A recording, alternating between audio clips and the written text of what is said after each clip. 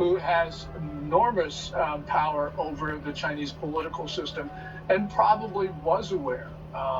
The other thing that they've been doing is they've been saying, for instance, John Kirby, the National Security Council coordinator, has been saying, well, we don't think the follow-on objects numbers 2, 3, and 4 came from China. But they haven't found the wreckage of any of those objects. And so I think it's difficult for them to say that. So really what they're trying to do, I believe, is to try to continue diplomacy with China. We heard the vice president, we've heard the president himself say this is not a big deal and it won't change relations with Beijing. But of course it should, Chanel, because they violated our sovereignty and they surveilled our most sensitive military sites.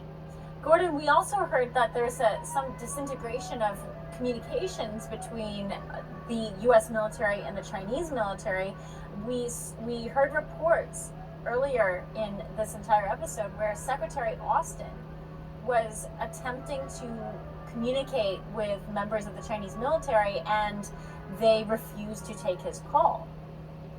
Yes, I mean, there are a number of things wrong with this scenario. One of them, of course, is that despite established hotlines and channels of communication that were set up for crises, the Chinese are just not answering the phone. But there's also other things wrong with this, and that is that every time the Chinese do something provocative, we then try to reach out to China, looking desperate to talk to the Chinese regime. And the Chinese regime has noticed, and that means that I think that what we're doing is we're making the regime even more belligerent than it normally is, because we're empowering the worst elements in the Chinese political system by showing that aggressive acts work.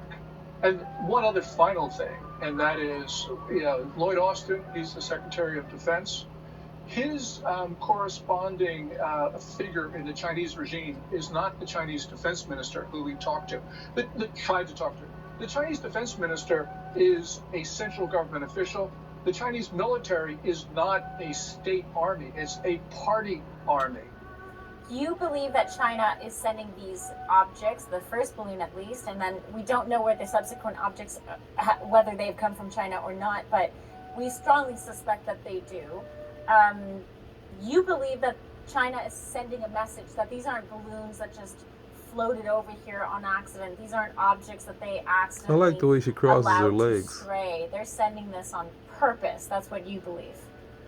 Yeah, but let's take each of the 4 balloons because they're different, or 4 objects. The first one, the Chinese spy balloon, was maneuverable. We learned that from John Kirby himself. And we know that this balloon hovered over Malmstrom Air Force Base in Montana, where we have about 1/3 of our intercontinental ballistic missiles. It then flew over Minot and F.E. Warren, where we housed the remaining 2/3 of our ballistic missile force. It flew nearby Whiteman Air Force Base, which is the home to our B-2 strategic bombers. That's the only place where they're based.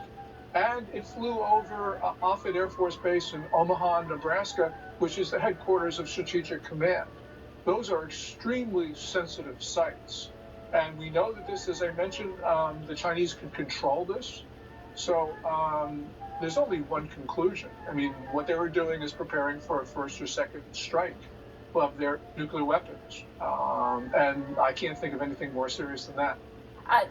Well, it's similar to my opening statement earlier where I laid out this is a clear breakdown of communication between the leadership of this country and the American people, which then leads us down these... Of the Pentagon, they saw the reactions of specific general officers to this. And that means they learned invaluable information about the way the United States would defend itself and also react to threats to our friends and allies and partners. So China picked up an awful lot. And for the president, he said to Judy Woodruff in that PBS interview, he said, this isn't going to change our policy. Well, how could it not change our policy? He then said to Telemundo, this is not a major breach. Well, I don't know what a major breach is if this isn't it. Gordon, what is the Chinese reaction to this? How would you gauge and measure the way they have reacted to American response here? Because on the one hand, you have some response out of China saying that these aren't our balloons, or these are not our objects, and then getting very defensive, and now accusing the U.S. of sending surveillance objects into their airspace. How would you characterize the way that China is responding here? Yeah, that's an important question because there have been phases to China's reactions. The first one was to express regret for the balloon intruding into American airspace. Then we got a hostile reaction from Beijing saying that they would impose retaliatory measures because we shot down the balloon. Then there was mocking of the United States. Then, we have this, the Americans have sent 10 balloons into our airspace in 2022, which was a ridiculous claim, because if we had done that, the Chinese would have immediately complained to high hell. But also, there's another reason why that claim is ridiculous, and that is because the U.S. military doesn't have a fleet of spy balloons. So, you put all that together, you can see where this is going. Where does this end? How does it conclude if, for example, we find out that all the objects that were taken down were of Chinese origins? Well, the Biden team is going to try to slough this off. They're going to say, try to put it behind them because they want to talk to China. They believe that they need to have conversations with Beijing. Which I believe we shouldn't be having, especially because of this provocation, but also just over time, Chanel. As I mentioned, we've emboldened the worst elements in the Chinese political system by just showing everybody that aggression works.